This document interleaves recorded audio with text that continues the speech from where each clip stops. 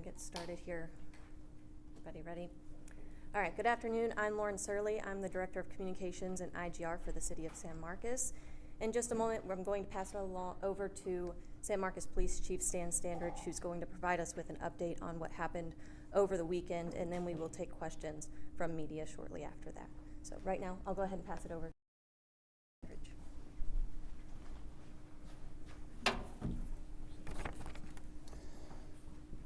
My name is Stan Standridge, and I serve as the police chief in San Marcos, Texas. The purpose of this press conference is to update our community on an ongoing investigation that resulted in 2 people dying. All information that I provide will be preliminary and subject to change as new information is, is learned through the investigative process. On July 19th at 1:31 a.m., police received a call in which a person was reportedly stabbed. The location given was a bar on the square in downtown San Marcos. Multiple callers then began reporting screaming, conflicting information about someone being stabbed in the head, and others saying there had been a shooting. At 1:33 a.m., which is less than 3 minutes after the calls were received, a police sergeant arrived on scene and reported that 2 persons had been shot. A fire marshal with the San Marcos Fire Department also arrived at 1:33 a.m. and provided visual initial patient triage. Descriptions of possible suspects were provided to Dispatch 911, and within several minutes, officers detained 4 persons who matched those descriptions. Engine 1 of the San Marcos Fire Department was directed at 1:41 to meet at the corner of San Antonio and Guadalupe Street to begin triaging the scene at the request of the fire marshal, who was already on scene. They arrived at 1:41 a.m. and began further triage and treatment of the patients. 2 victims were determined to have been shot. Both were shot in the head, and initial information indicated they were shot with a handgun. 1 victim was determined to be deceased by the fire department. The second victim was suffering from a gunshot wound, had a pulse, and agonal respirations were noted. Medic 1 arrived and intended to transport this victim to Seton Hayes Hospital in Kyle, as it is a trauma center. However, the victim stopped breathing, so they diverted to Christus Santa Rosa in San Marcos. At 2:17 a.m., police were notified by staff at Christus Santa Rosa that the second victim had died. People also learned of a 3rd victim. This victim was walking along East San Antonio Street with a family member when he was reportedly grazed by a bullet, which struck his right foot. He was taken to Christus Santa Rosa by a family member and treated. He was released a few hours later. Fire Chief Les Stevens and EMS Chief Jill Rosales accompany me today and are available to speak to any questions related to injuries and/or transport. Today, I am thankful to report that the alleged shooter is in custody for 2 counts of capital murder and 1 charge of aggravated assault. He is identified as Jeremiah Jayden, Jayden, Tobias, Tobias, born December 23rd of 2005, making him 19 years of age. The 2 victims are identified as Anthony Barrera, Barrera, age 24, and Alec, Alek, Pacheco, Pacheco, age 20. This investigation has not stopped since the 911 calls were received. Here's what we have learned. Victim Anthony Barrera was dating a known woman who was still married. The woman's husband came to the bar and confronted him. This continued outside and onto the sidewalk near the intersection of East San Antonio and Guadalupe streets. Multiple people used their cell phones to record a fist fight that began between victim Anthony Barrera and the husband, who is not charged with the crime and will not be publicly identified at this time. During this time, and for reasons that must still be investigated, a third person punched victim Anthony Barrera several times in the face. Barrera and the husband continued to fight, however. A fourth person then comes up and rips a necklace off of victim Anthony Barrera. The victim realized this happened and stopped fighting the husband and began fighting this fourth person. We have identified this fourth person and have obtained a capital murder warrant for his arrest. These two fight for a very short period of time, for what I'll estimate for less than 1 minute, whereupon yet another person gets involved and shoots a handgun. Based on video evidence, we believe this handgun had an altered trigger, thus allowing for automatic gunfire. We believe 8 rounds were discharged in a second or two, striking the 3 victims already described. Based on videos that our community members have shared with us, people were detained several blocks away, to include the husband that I referenced.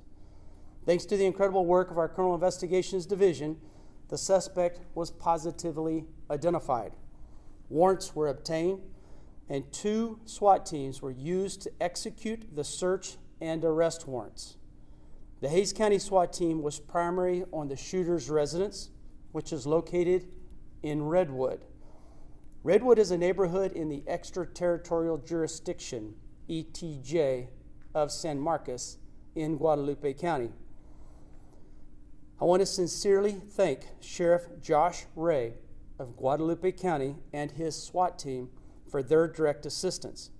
They simultaneously searched a second residence in the same neighborhood, taking 1 into custody.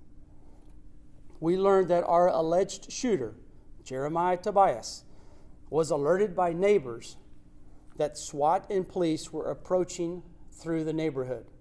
He fled on foot and was eventually picked up by a family member.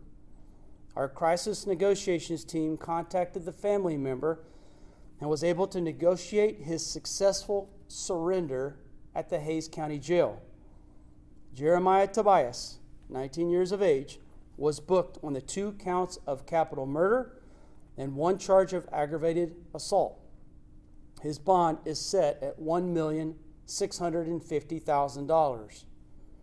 He had already been out on bond for an unlawful carrying of a weapon charge and possession of a controlled substance, having been released on July 5th of 2025.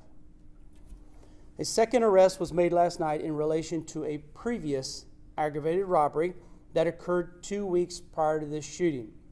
A 16-year-old was apprehended by one of the SWAT teams after he was found inside one of the residences. We need our community's help in locating our second capital murder suspect. He is identified as Avery Saul Bowman, B-O-W-M-A-N, born January 16th, 2006, making him 19 years of age. This is a picture of him, and we are asking for anyone with information as to his whereabouts to call the police department at our non-emergency number, which is 512-753-2108. Again, Avery Saul Bowman is currently wanted for capital murder, and we are asking for our community's assistance in finding him and safely taking him into custody. Additionally, we need the community's assistance in identifying this witness. We believe this witness filmed the fight that had occurred and possibly the shooting. We need that video evidence. So we are appealing to our community to get us into contact with this witness. Again, our community can call the non-emergency number at 512-753-2108. Please note that we have already received and reviewed all of the videos that are posted in social media circles. Thank you for sending those to us. I can assure you that we have seen and reviewed all of those. We certainly want this witness's video. As of yet, he's not been identified, so if you know who he is not in trouble. He is a witness. I want to reinforce that. We just want to see what he saw through his cell phone. So please help us. As I couched at the beginning, this investigation is ongoing. We have already seized numerous firearms, and it is our hope to safely apprehend 19-year-old Avery Bowman Jr. The police department worked closely with the Hays County District Attorney's Office throughout this investigation. And as said before, I'm joined by our fire and EMS chiefs. Do you have any questions for any of us? Yes, ma'am. Isabella with KVO. I know you kind of touched on the circumstances, but just so I'm kind of clear, did Tobias and then the other suspect that you're looking for, did they know these other men that were involved, or what was it? Did they just, was it random? What was kind of the motive there? The question posed, if I can repeat that question, was there any connection, was there any relationship between the two suspects who are wanted for capital murder and the victims in this case? To our knowledge, and again, this is very preliminary information, there is no familial relationship. I think they may be known to each other. They certainly were not together before this event. So the fight occurs, and for whatever reason, our suspects decided to get involved in a very violent manner. And did, just so I have it clear, did it's not, they might have known the other two men that were in the fight, the two suspects, why they got involved with the two men that were fighting? She said, just to make it clear, they might have known the victims, but we're not certain as to why they elected to get involved in this fight. I can answer the second question with an affirmative. We have no idea why they ultimately elected to get involved in the fight. Clearly, theft was a portion of that robbery. I alleged the stolen necklace as it relates to, we do have early information to suggest that the suspects obviously know each other. And so there's a relationship there. So in the days and weeks to follow, we will try to answer the question as to why they intervened in this fight. So of the two victims in the fight, one of the victims was the gentleman who was being attacked in the fight. Who is the other victim? Was he a spectator or was he an assailant? The question posed is, of the two victims, to reinforce, was one of them the original person involved in the fight? Yes. The first victim we believe to have been shot was the boyfriend, and just to clarify, he was not shot by the husband. The suspect is not the husband. The suspect is Jeremiah Tobias. He's already been arrested for the capital murder. So yes, the first victim was in fact the boyfriend who was involved in the initial fist fight. The second victim, we believe, was actually known to the shooter and possibly even a distant family member. So I suspect that the second victim was a bystander and that the shooter, because of the automatic gunfire, ended up killing a family member.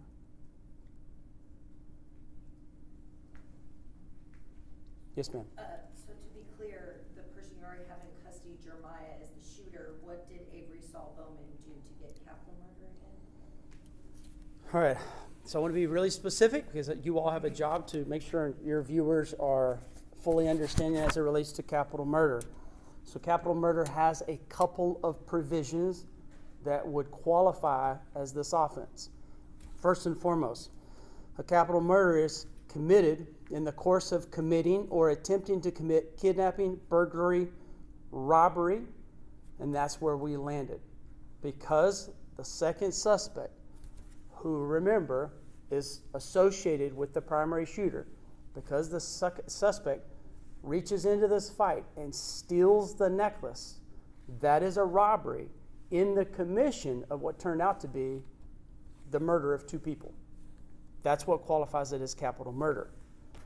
Also for your viewers, the second provision of capital murder states when murders of more than one person occur in a single incident. That too qualifies as capital murder. Your viewers will want to know that capital murders are a capital felony punishable by one of two options: life without parole or the death penalty. What other questions do you have? My last question is, just can we get the slides back up of the unknown witness?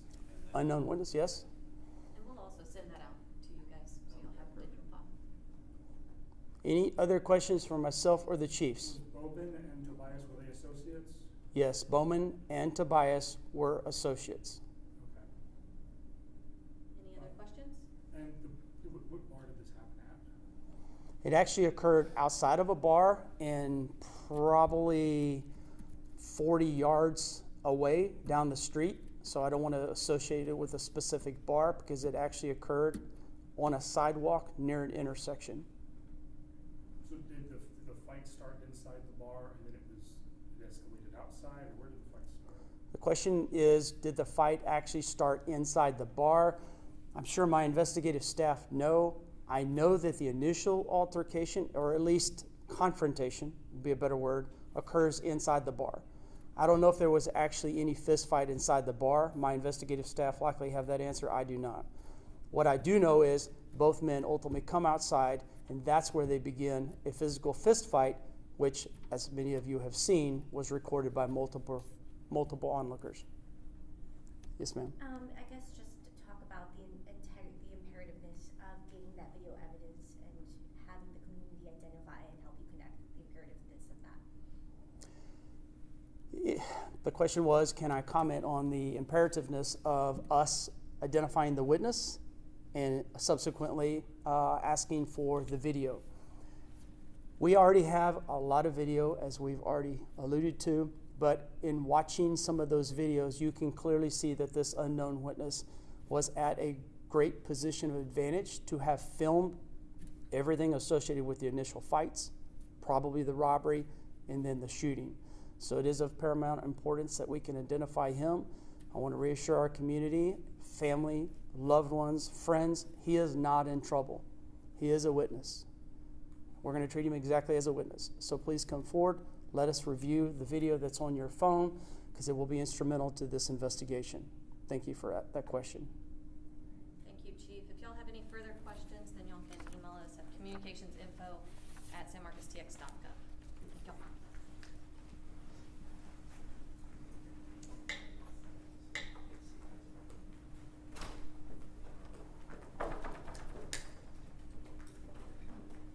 If any of you want to move your vehicles over so it's easier to get your stuff, you can, or I'll walk you up. Either way, doesn't. Yeah, I don't mind walking. It's not too far. And I don't mind opening the door for you.